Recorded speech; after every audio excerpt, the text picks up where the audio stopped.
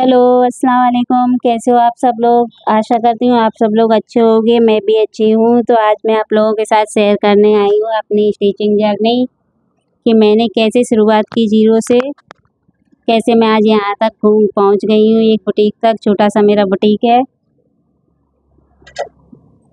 तो मैं आपको बताती हूँ। मैं जब 10वीं क्लास में थी, पता है, तब से मैंने स्टिचिंग शुरू की। उससे पहले से ही छोटेपन से, बचपन से मतलब मुझे स्टिचिंग का बहुत ही शौक होता था। अ, हमारे बगल में एक टेलर रहते थे, हम लोग किराए से रहते थे, तो बगल में एक टेलर थे, जबकि वो जेंट्स टेलर थे। लेकिन मुझे इतना शौक था कि मैं उनके पास पहुँच जाती थी, छोटी-सी थी, मम्मी का एक सूट लेकर पहुँच गई थी। उन्होंने उसकी कटिंग कर दी और मैंने उसको बनाने बैठ गई, उनकी मशीन पर। अब मैंने उसको बनाया तो इतना गंदा वो सूट बना, लेकिन मेरे अंदर क्या था कि मुझे सिलाई सीखनी है।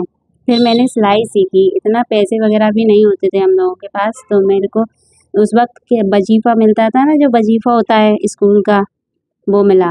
तो मैंने उन पैसों से अपनी स्टिचिंग सीखी। स्टिचिंग सीखने के लिए कपड़ा भी नहीं होता था। अब अपने पास कपड़ा भी नहीं है, अब बताओ कैसे सीखें स्टिचिंग? आजकल की बच्चों के पास, लड़कियों के पास काफ़ी सारा कपड़ा होता है। घरवाले काफ़ी सारी फैसिलिटी उनको अवेलेबल कराते हैं, लेकिन मेरे पास ऐसा कुछ भी नहीं था। तो आपने आस-पड़ोस में जो लोग होते हैं ना, हम लोग किराए से तो रहते ही थे, तो साथ में और भी लोग रहते थे।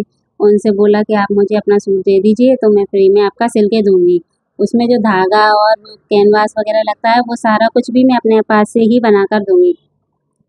तो तब भी कोई नहीं देता था, क्योंकि कोई ऐसे ही किसी को क्यों दे देगा अपना सूट ख़राब करने के लिए? किसी को जब तक यकीन नहीं होगा अपने ऊपर कि हम सही काम उसका करके देंगे, तब तक कोई नहीं देता है।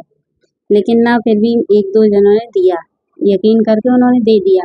अब मैंने उनका सूट बनाया, सूट बना लगभग जैसा मैंने बनाना सीखा था पहली बार में, उससे तो काफ़ी सही मैंने बना दिया था। अब ऐसे ही थोड़ा-थोड़ा करके मेरी ऐसे ही 2-4 लोगों ने और मुझे 2-4 सूट दिए। उस वक़्त क्या है, तकरीबन 1 महीने तक मैंने दूसरों का ही काम किया। उसमें अपना धागा, अपनी बुकरम, सारे समय सब कुछ लगा के। क्यों? क्योंकि भाई मेरे को सीखना था, फिनिशिंग चाहिए थी। एक बार के लिए मैंने सीख तो लिया था, लेकिन फिनिशिंग नहीं थी मेरे काम में, और फिनिशिंग जब तक नहीं होगी किसी काम में, हम कोई भी काम में सक्सेसफुल नहीं हो सकते। सक्सेसफुल होने के लिए हमें फिनिशिंग की बहुत आवश्यकता होती है, और फिनिशिंग लाने के लिए काम की ज़रूरत है। काम के लिए कपड़ा होना चाहिए अपने पास, इसलिए मैंने दूसरों का काम फ्री में करके दिया। उस काम को कर आप यकीन नहीं मानोगे, फ्री में काम करने के बाद जब मैंने सिलाई माँगी ना उनसे, तो उन्होंने मुझे एक अस्तर वाला सूट बनवाया किसी ने।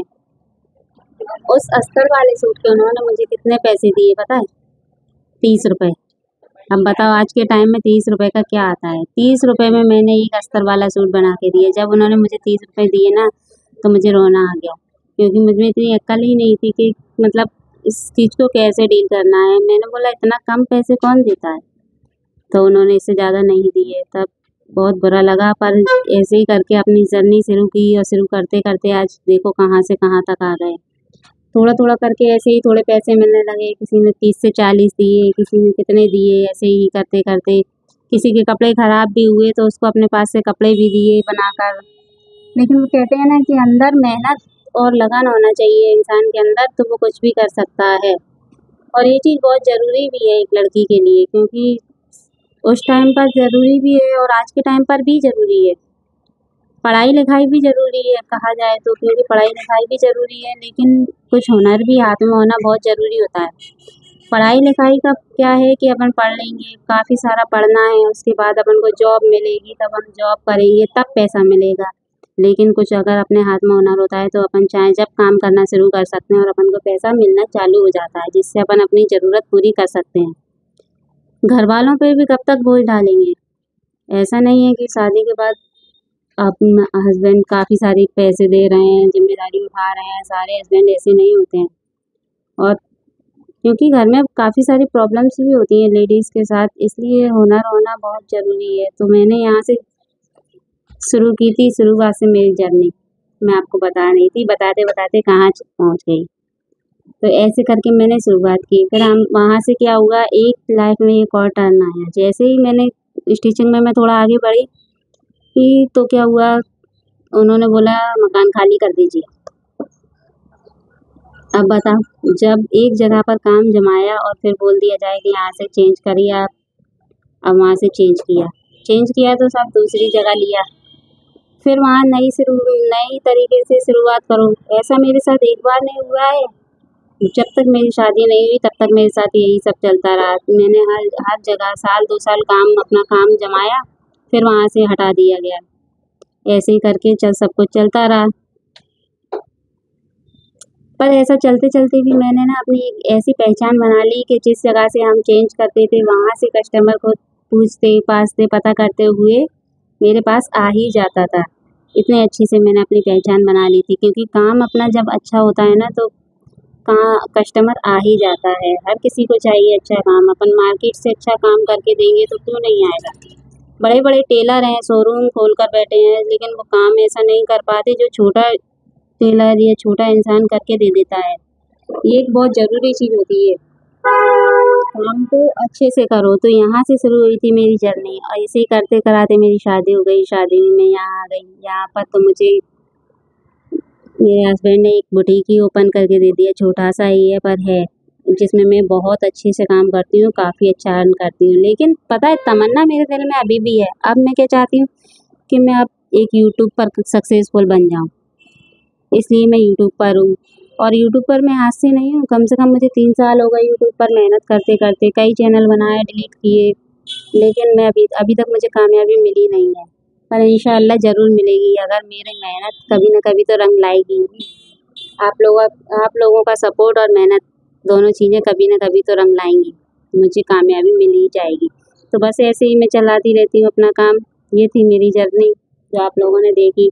और देखिए, आप लोगों के साथ बातें करते करते मेरा ये सूट भी कंप्लीट हो गया है। वो सूट नहीं, ये गला कंप्लीट हो गया। अब मैं इस सूट को बनाऊंगी। वैसे आज बुटीक आना नहीं था, पर आ गई थी, फिर भी मैंने सोचा चलती हूँ, क्योंकि कुछ ना कुछ काम तो हो ही जाएगा। देखिए, पूरा मैंने ये राउंड वो नेक बना दिया है। कस्टमर की डिमांड थी कि उनको ऐसा गला चाहिए, इसके ऊपर ये इसमें पैच लगा हुआ था। तो आप लोगों को मेरी जर्नी कैसी लगी कमेंट बॉक्स में बताइएगा। वीडियो अच्छी लगे तो प्लीज़ वीडियो को लाइक ज़रूर कर दीजिएगा, चैनल को सब्सक्राइब कर दीजिएगा। और मेरी एक और मेरी इच्छा है कि मैं एक कामयाब यूट्यूबर बन जाऊँ, तो प्लीज़ सपोर्ट कर दीजिए तो मैं बन जाऊँ।